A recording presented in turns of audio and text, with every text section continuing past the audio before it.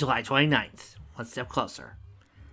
A pair of women stepped out the concourse towards the baggage claim. Both looked as if they'd seen better days, though the older one was much better looking than the younger in comparison. Mom, next time Uncle Nobunese insists we take a private jet, I promise not to gain a sense of entitlement. Shimmer groaned. I am in agreement, Solaris said with some regret. Had I known that we were going to suffer so much turbulence during the flight, I would have reconsidered. Oh, I think I'm going to hurl, Shimmer moaned. Fortunately, it was only nausea, but the air sickness bags on the plane had gotten a workout. Soleil? Sunset? A voice called, and both practically sprinted out the concourse exit to a large, burly man with hair and beard the color of autumn foliage. He was with a woman and two teens, the pair roughly about Sunset's age. God, suddenly you look great, Autumn Forest said as he hugged his sister-in-law. He then turned to Sunset, embracing her as well. Little Sunny, you have grown. Thanks, Sarah said, blushing hard. The blush didn't stop as he spent a few more minutes being cuddled by her aunt, Vanilla Cream. You look absolutely gorgeous, Sunny, the woman cooed. Thanks, Aunt Vanilla, Summer murmured, turning redder than the locks in her hair. Fortunately, Shimmer's mother had suddenly caught her sister's lot of attention, won't let the teen go, allowing her to face her cousins. It'd been a while, but she certainly remembered the name. She hadn't spent much time growing up with them, given that they had separate schools as she had. Fancy and Coco, right? Absolutely right, Your Highness. Bum bum bum! Ah, shoot, Fancy said, bowing ugly with Coco curtsied. It's a pleasure to make your acquaintance once more, even though it's been years. Seeing the reaction, Shimmer sighed. Look, we're cousins. I don't like being a princess, figuratively or literally. I just want to consider myself a normal American girl while we're here. So this is right again. She offered her hand. Hi, I'm Shimmy. Fancy smiled and took her hand. It's been a long time, cousin. You've grown. Behind him, Coco said nothing, but instead gave a soft smile. I hope so. I mean, I was, 9 when you last saw me? And Coco, you were barely in kindergarten or something like that. Yeah, I guess, Coco said well blessed, but we... Coco suddenly went silent and turned her head. At a split second, Sarah could hear a soft sobbing coming from her younger cousin, and the sound practically ripped at her heart. Coco was really close to Nala, Fancy apologized by way of explanation. It's a shame that you couldn't get her time. I know she would love to see you. That statement offended Simmer greatly. She could barely remember her grandmother. She'd never known her grandfather, and she tried to call on to whatever memories she had of her father, as well as the recollections of her mother and other family members back in France. Sometimes she could barely recall her earlier years here, as if the pain had caused her something from her mind. Maybe it's like that phrase I read about in school, she thought. Somebody's fool, the feeling you haven't seen somewhere before, though you know you have. Sensing his cousin's distress, Fancy offered, Since I know you'll be in town for a few weeks, after the funeral's over, would you like Coco and I to show you around town? May give you some happy memories, offset the bad ones. Sarah nodded. I like that. Maybe I can introduce you to some of my friends, Coco exclaimed, wiping away her tears, casting them aside. Sure would like to get to know them as well. Watching the teens talk, Solaris smiled and looked at her in-laws. They've grown to be such wonderful people, Autumn Vanilla. You should be proud. No less than you should be about sunsets, Autumn replied. Our young princess has grown up to be quite the literal one. Watching from the distance, 3 men, muscular, dressed in casual clothing, eyed a small group to look around. Tabernac, wait, the dam is not in contact? The lead, with short-cropped brown and braid hair, commented. Yeah, cut the front outside, said the second one. We are fake IDs. We're supposed to be American. If you have to speak a foreign language, it's Spanish. The first one grinned. As if, he replied back. I had to make me some fake documents to say I'm from Louisiana, so I can talk in French whenever I want. Asshole. Okay, cut it, you two. A third voice, apparently the one in charge, cut in. Now we have to look for our goddamn contact. That asshole for the CIA said he'd be around here somewhere. He pointed towards the group that they saw earlier, who were at the carousel grabbing their bags. Tell you what, let's casually follow those folks, get our bags, Then we can stand outside, and I'll call the number CSIS provided me with. If we can't get a hold of our contact, at least we can address the safe house, okay? The second one growing. Most of these sirens have been spotted overseas or chasing some wild geese here in Northern California. Where's my fucking skills, I swear. Rising from the distance, a bird girl dressed in airport territorial gear watched the men. To the average person, she looked like she was drooling over the trio of beefcakes. However, a practiced expert could notice her eyes looking towards a very specific positions, as if gazing for something particular. The girl tapped a small button on her collar. Alf, Camille, we have 3 tangos spied. 15 mics from my position. On the looks of it, they're tracking our guests. Roger that. I'm inbound Zayn. I have a status on she and her team. Just extracted them from the plane, VIPing them to a rendezvous point. Disregard. I'll have all of you rack up and form up with Camille. Camille, I have you on visual, and I have them on well. Zayn, how fast can you get there? I'll pause over the radio then. We're double timing, but we're going to need a distraction. You lean over the radio's mic. Let me take care of that, Chief. Be ready to back me up. With that, the girl pressed the portable cleaning station forward. Moving faster as a particular agency had taken over the janitor.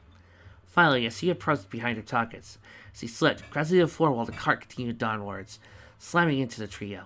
As the cart was made of a durable light plastic, the 2 men impacted weren't injured, but were knocked off their feet in the process, crumpling to the ground. The cart flipped onto the side, spilling dirty water all over the place. Oh my God! The panicked voice of a young woman followed up right behind them. She looked terrified, as though she was watching her job disappear from her eyes. Oh, I'm so sorry, she said, trying to help the men up while wiping down their paper towels at the same time. She was making a bigger scene of it than it needed to be, and had it not been for the dirty spilled water, it would have been nothing more than just a mild embarrassment. But the horror-stricken histrionics of the girl made just about all the other watchers turn away, feeling sympathy for her plight. Look, it's okay, mon chéri, the French-speaking man told her. It's just an accent. Clear up! A new voice shouted. A woman dressed up as an airport official, carrying a radio, approached them. What did you do this time? She snapped at the janitor, angrily enough to make the remaining bystanders start to wander off. She then looked at the men and said, Sirs, my apologies. Let me take you to the back area. We'll get you cleaned up, okay? No, that's quite all right, mate. The man suddenly stopped to realize that the one that hit him was a young woman, clearly fit and clearly beautiful. Backing her up was another woman, clearly fit and just as beautiful. Instinctively, his hand went for a sidearm that wasn't there. Out of the corner of his eye, he noticed that his partners had suddenly realized the same. Less than a second later, 4 more sets of footfalls arrived, all belonging to other and beautiful, young and beautiful women. The 3 men could see the bulges in various pockets. Firearms. It was clear. The trio would be killed one way or the other. It was a matter of being killed in cold blood where civilians could be hurt, or going with the sirens, where there might be a small chance of escaping. Please, sir. The one dressed in the Gatiera airport concierge said with a smile, their eyes radiated pure murder. I insist. Meanwhile, 1,000 miles away, Katana pulled back from the monitor as she looked at. Excel, she called out. We have 3 members of Les Scars that the 2 of our fire teams just captured. I want to know how the hell that just happened.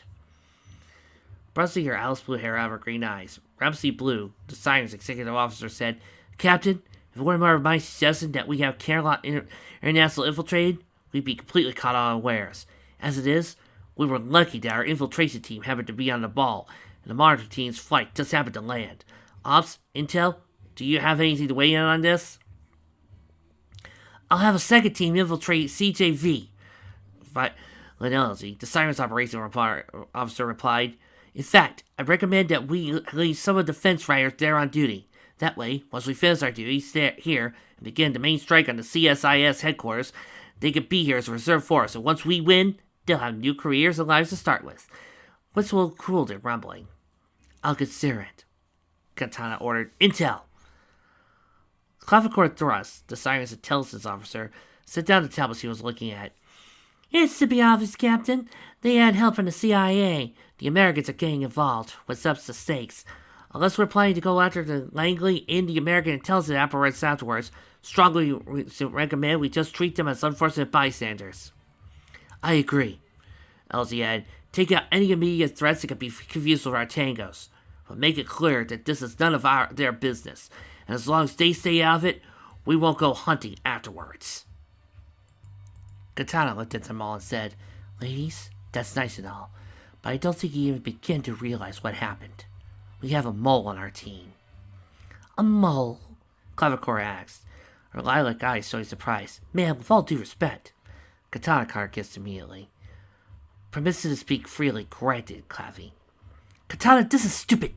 Every one of our forces knows what's at stake here, Clavicore cried. They know that the slightest violation of OPSEC could doom us all. And yet we have so many sirens that could cause security risks. Katana reminded her. What about Sub-Lieutenant Dulcimer Glide?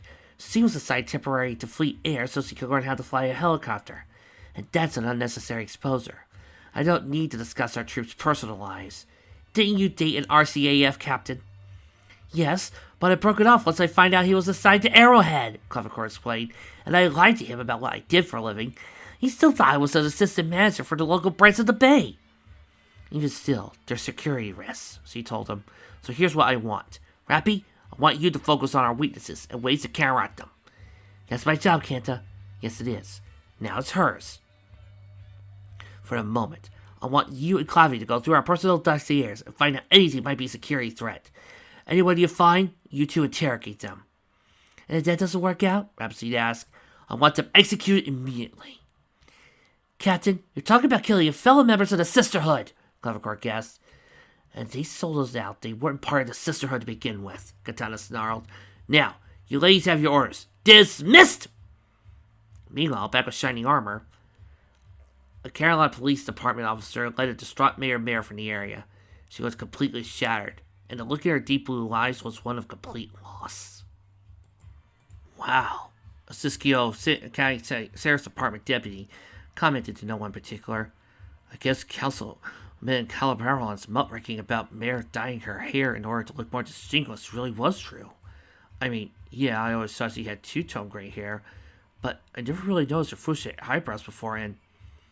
Hey, asshole, unless you want to be the next Courtly fan, Saddlewood snarled, then shut the fuck up. A girl is dead, her father's in the hospital in critical condition, and her mother's grieving that she might lose her entire family. So shut. Hey, Sandy, calm down, okay? Shiny told her. No, I will not calm down, Shining! Sandalwood pointing to one of the fellow CPD officers that accompanied Mayor as part of her detail. Hey, Cosby, get the mayor out of here, then lock this place down with an IQ of at least 1. So he then pointed at the offending deputy and added, this doesn't count you, so get the fuck out of here! The scene was Black Butte, California, a small town an hour's drive north of Caroline, in Siskiyou County on the far side of Mount Shasta. An ambulance and officers of the SCSD, ECSD, CPD, and the FBI were present for one reason. A hiker discovered the body of Lisa Dulatz and reported it. The tang of dried vomit had come from the hiker upon finding Lisa's body was still stinking up the area, and only sad expertise of the law enforcement officers had made them ignore it. Jesus, what a piece of work. Another, a clearly smarter SCST deputy said to Shining, this is some serious shit. Glad you feds get to deal with us and not us. Yeah, tell me about it. Shining replied in sober tones, not in the mood to explain to the deputy that he was just on loan to the FBI, not an actual agent himself. He looked down at the body, with Siskiyou County Coroner's Office personnel were waiting for a body bag, while an SCSD deputy was taking photos. Lisa Dulatz had been composed, her body completely nude, yet cleaned up as if she was asleep. The proof that she wasn't asleep was that her skin was completely pale, as if she had bled out. There was no blood anywhere near her body.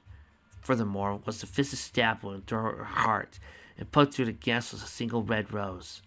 All in all, the body of Lisa Dulatz looked like a particularly sick display of art, made more so by the tarot card held in her hands. Card 0, the Fool. Wonder what kind of sick son of a bitch did this to the poor girl, the deputy with the camera commented. The kind I'm gonna kill, Sergeant snarled. Shiny knew his partner was about to blow her fuse, So he looked at everyone else and said, "Hey, can I get a moment alone with my partner?" "Yeah, sure. Gotta put these shots on a flash key for you anyway," the deputy said. The coroners merely nodded and stepped away. Once they got to a suitable distance, Sonny inquired, "Okay, what the fuck is going on, Sandy? Don't tell me you're related." "No, not related, thank God," Sandy said. "Or I probably lost it right about now." "Then what?" "Remember when I was an MA2 when I was in the Navy?" She began.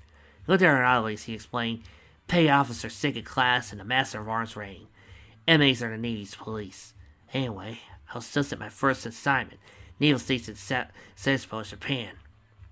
I've only been on station for 3 days when my chief has us go out to base outing, to the house of some Marine sergeant major assigned to the NA FASTA stuff. It was a bloodbath. The Marine and his Japanese wife had been slain. Their 13-year-old daughter was missing. Both Lee and Sasebo police probably tore the town apart looking for her. It didn't help the locals figure it was probably another American psycho. This was the year after some assigned to a ship at Sasebo raped and murdered a local. So the townsfolk weren't exactly on good terms with the base. Anyway, we found her. She'd been raped repeatedly, then murdered.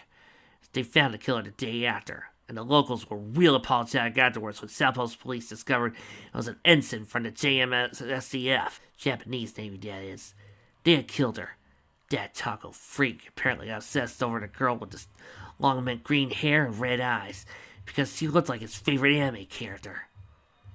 And after you swore you never let another girl get hurt again. Sonny figured it out. Why the hell do you think I went to your place personally to warn Twilight Tavi when I heard about the vibe? Why do you think I worry about my kid's sister, even though she's in college in Seattle? Santa would ask. I saw that girl. Her name was Sakura Petal, and she'd never grow up to have a future. Now there's another little girl that won't grow up to have a future. We'll catch this asshole, Sandy. You know we will. Yeah, we better. Catching him alone? He'll be arresting money for murder. Sunset sat down on her bed, having just left the shower before. It felt great to sleep in late, she admitted to herself privately, having stayed up all night going over old family photos with Twilight and Octavia.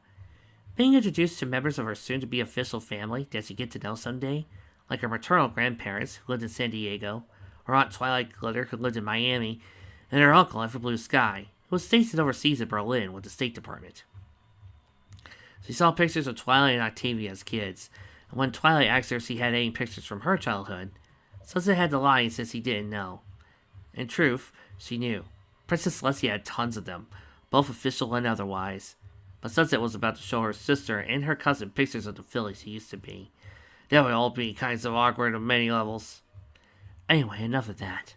I have to meet Rarity 1 hour, so we can finish planning our trip to Menrico, and then we could talk to the girls tomorrow all about it. Sunset chuckled when Rarity had emailed her late yesterday with the news that she had managed to secure a private rental cabin in the area's Lux Sonata Pacific District.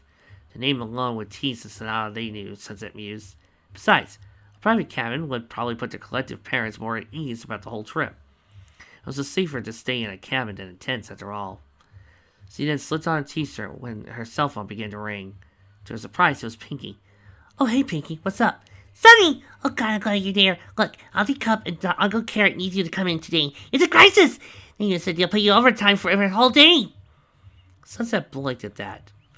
Sure, the Cakes were generous with their pay, and Sunset had worked overtime more than once. But she never wanted to dip Pinky's eye on Uncle. Still, they're offering. Something must have happened. What's going on? She asked as he continued to dress. Flashlights! Fans are having lunch today at the cafe. The news got out. Auntie Cut says they're swamped. That in itself was understandable, but the next news made Sunset freeze in her tracks. Plus, Sunny called an hour ago. She suddenly quit. No reason. She said that was personal. She hoped everyone would be mad. Sunny quit? That was completely unlike the girl she knew, even though Sonata could be flying from time to time. It was mostly an act, and Sunset knew her friend was very conscientious and a hard worker. What the hell? I know! Uncle Carrot, Blossom, and I are closing our second store here and heading back home, but Auntie Cut's all by herself. We really need your help, Sunny. That was more than enough for Sunset. She held up Pinky and the Case counterparts back in Equestria, and she didn't know them. How could she turn down people she'd known for close to a year now? Sure, I'm on my way. Let me get my sister so we can drive me. I doubt there's any parking left at this rate. Yeah, no king. Thankfully, we got the spot reserved for the catering van or leave me toast. See you there! As Sunset hung up, she looked shocked. Sonny just quit? She asked herself again before quickly dialing Sonata's phone, only to get the recorded message. The number you have dialed is no longer in service. Thank you for calling AT&T. She then tried Adagio's and Arya's numbers in turn, only to get the same thing. What the hell? However, she shoved her phone in her pocket, figuring she would have to wait till later. She then rushed to Octavia's room, where her sister and cousin already were. Sunset wasted no time explaining the situation to both of them. Yeah, that doesn't sound like Sunny at all, Octavia agreed. I'll keep trying to get a hold of them. Yeah, let me get dressed real quick, and I'll drive you. Then I'll go see Rares at your place. Twilight told her sister. Looks like you're in for a day, sis. Yeah, tell me about it. Elsewhere. Spangle, remind me why we're here again. Spangle will make her look at her friend. Mel, I thought we agreed to go shopping today. School starts in a few weeks, and I want to make sure I look good. She blushed. Yes, we all know you have a crush on denim jeans. Warm Melody told her friends she walked through the old town Penn Mall in San Palermo. But I'm wondering why you'll think you'll find something here. I'm telling you, hit Forever 21. That's more your style, girl. Well, I got heard Denim has a job at one of the stores here, and Spanglemaker blushed fiercely. Warm Melody grinned. Well, then I don't have to tell you that's him over there, right? Spanglemaker squeaked and hid behind her friend. As Warm Melody laughed, Spanglemaker realized she hadn't seen her. No, that's not fair, Spanglemaker accused, gazing at them and hanging out balloons to kids. He looked dreamy as always. Spanglemaker's face somehow managed to burn with an even brighter blush. Go talk to him, Warm Melody suggested. Mel, I can't, Spanglemaker said, visiting.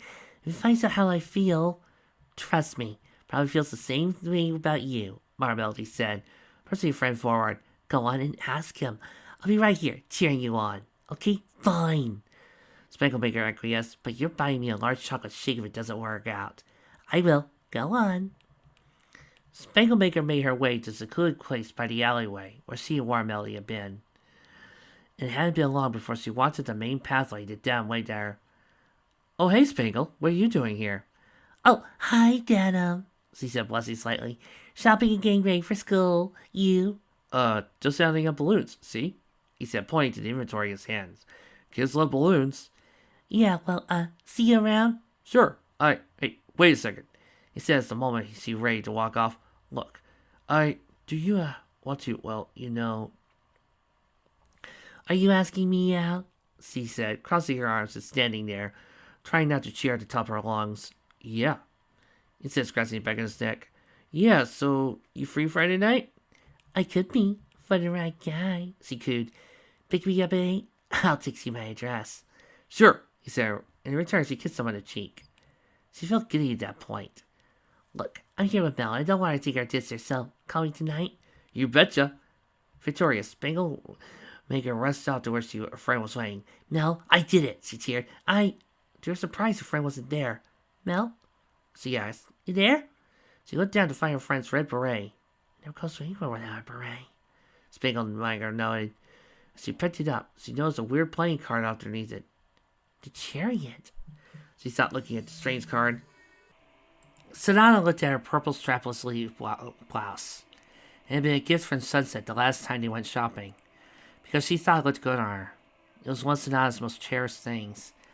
Possibly even more than her old FNP 90 she lost in the destruction of the old pizzeria they got in a firefight in. And I'll never be able to use it again, she thought, slipping back into the closet.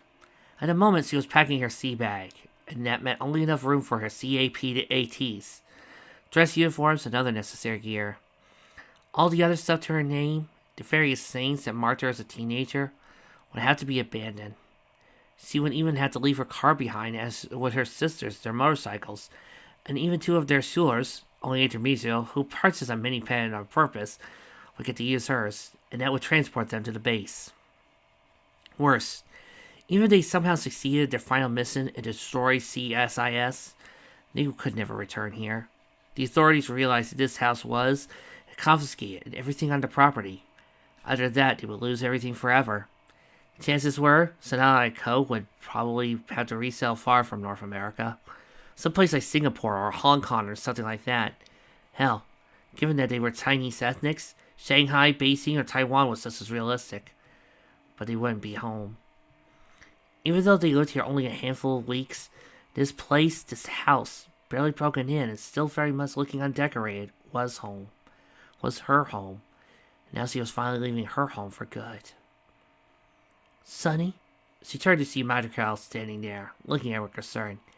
I hate this, Sonata admitted. I feel like you've made a mistake, and I need to make the same one because I won't lose the people I love. But you are losing people you care about. Namely your friends here, right? Madrigal asked, completing her petite source statement. Sonata nodded. In return, Madrigal sat down on the bed. You know, we won't have to leave here till 1800. You can go visit your friends one last time. I can't. I can't face them. What do I tell them? Now I'm just abandoning them and I can't ever come back. I know it's not easy, Sonny, Madrigal commented, putting an arm around her shoulder. But they really are your friends. They'll understand, even if they can never see you again. Friendship is more than just being with the same people over and over again. Sonny, I promise it is. Sonata leaned into her granddaughter's embrace, as she did so often growing up, letting the older woman comfort her. Are we doing the right thing, Maddie? Sonata asked. I think so, but I'm not sure you're doing the right thing for yourself, Madrigal admitted to Sonata. Meanwhile, back with Sunset.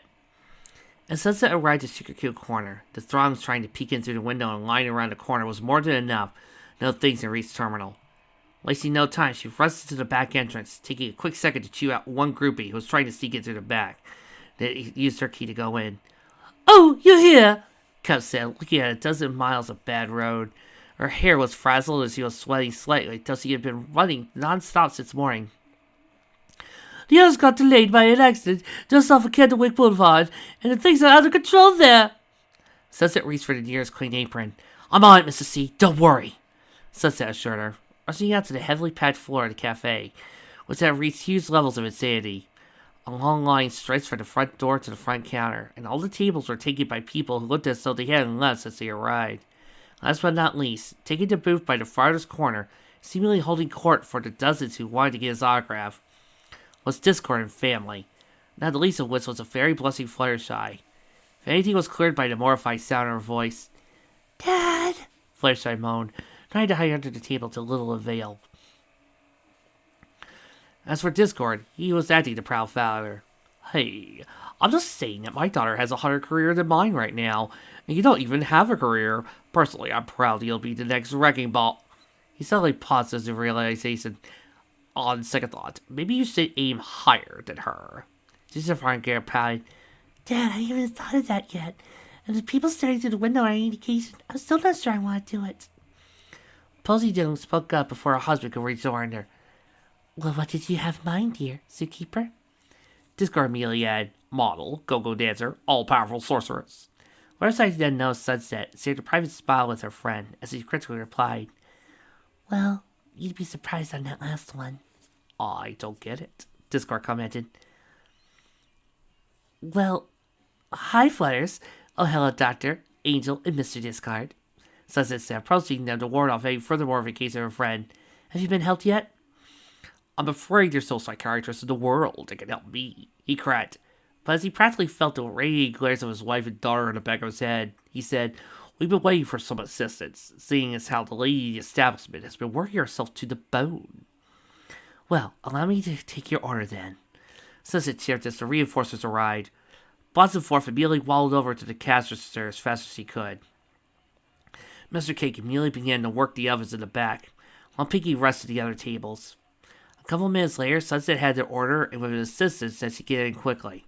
She rushed to the cookie lair. Wow, you guys got here just in time, she sighed.